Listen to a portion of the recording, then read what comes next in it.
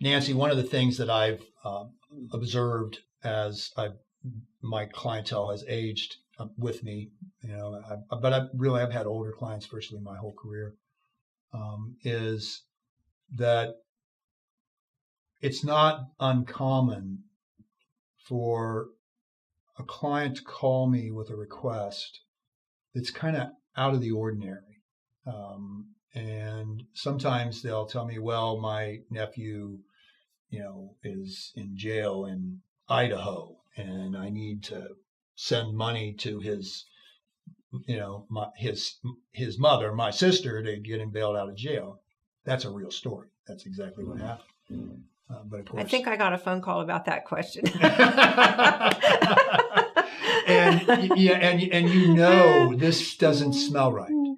And you don't have to be verging on dementia in order for people to take advantage of you. Right. You can be overly trusting. Mm-hmm. You can be acting out of a desire to help someone that you love. Or you may be the victim of a real operator, somebody who's really there to fleece you and to keep coming back and getting as much as they can.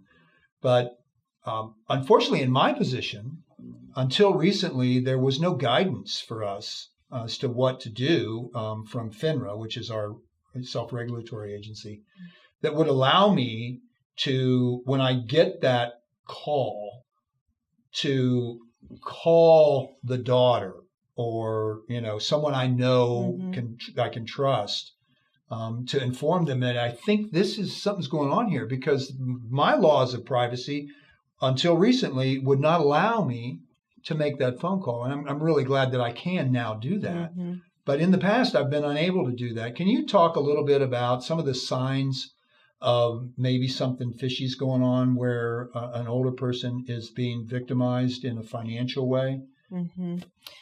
I can tell you by way of a couple examples. Sure, that would be helpful. I serve as legal guardian and power of attorney for people who don't have anybody or don't have an appropriate person. And I was the agent and trustee of a lady I'll call Mary. Mm-hmm. And Mary was diagnosed with Alzheimer's, but she was still living at home. She was still high functioning with caregivers. And so I have a fiduciary assistant in my office who would meet with Mary regularly. And my fiduciary assistant, I'll call her Jane, found out that there was a loan, quote unquote, $10,000 loan to one of these caregivers. And so when we looked into it, there was clear undue influence here. And this lady, our client, was so compassionate. She wanted to help this young couple who needed money, but it's just a loan. And so we set up papers so that these folks would pay back the money. And guess what? Yeah. They never did. That's right. They never did. And so that was one illustration of, unfortunately, being careful about whom is hired to care for loved ones, to make sure that they're insured and bonded and licensed and all that stuff.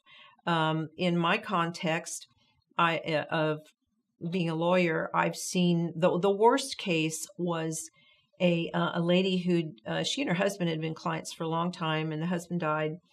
And so we did a trust, a revocable living trust for the lady. And she had named certain children as co-trustees and co-agents, fiduciaries, that sort of thing. Well, an appointment was scheduled by the son, and he brought her in, and he was one of the most vicious people we'd ever dealt with. And it was very clear that he was demanding to be put in charge, and we wouldn't have it. We didn't fall for it, but really trying to strong-arm us. And mother was clearly afraid of him. Yeah. We've seen, we have a new case of a lady who was physically assaulted by people for her money. Yeah. And the police are investigating that now. and we're going to be pursuing that. But it's out there, and it's Sure. happening more and more as people become desperate for money, or they use substances or Right. that sort of thing. You don't really need an excuse to be selfish and self-interested No. and try to take advantage of No. people. And I actually had a situation where a friend, not a client, was in need of someone to give care for his wife, and we recommended one of the local not-for-profit organizations, which will go unnamed because in general they do a really good job. Mm-hmm. And one of the caregivers convinced the wife to co-sign an auto loan Oh, dear. for $16,000. And of course, she, in really short order, defaulted on the loan. Sure. And it Sure. became their liability. Mm-hmm. And so these are the kind of things that happen with an unbelievable amount of regularity. Mm-hmm. And so I think the important thing is, again, in the estate planning process, is to have the kind of advisors, like you say, the fiduciary responsibility, the assistance, having multiple levels of people that are responsible and have powers that you can rely on, and to build levels of trust between those people, so that if somebody comes to your aunt or your elderly neighbor and is telling them a story, that they'll be willing to go and talk to somebody about that. Yes. I mean, that's probably the most important thing we can encourage is to, we don't want you to not be generous. We don't want people to not be Right. kind, but what we want is for people to be able to protect themselves. And for a lot of reasons, primarily because older people have money, lots of them do, Mm-hmm. that they become the targets for this. Yes. So it's a really important issue, and I want to thank you for sharing your You're experience welcome. on that.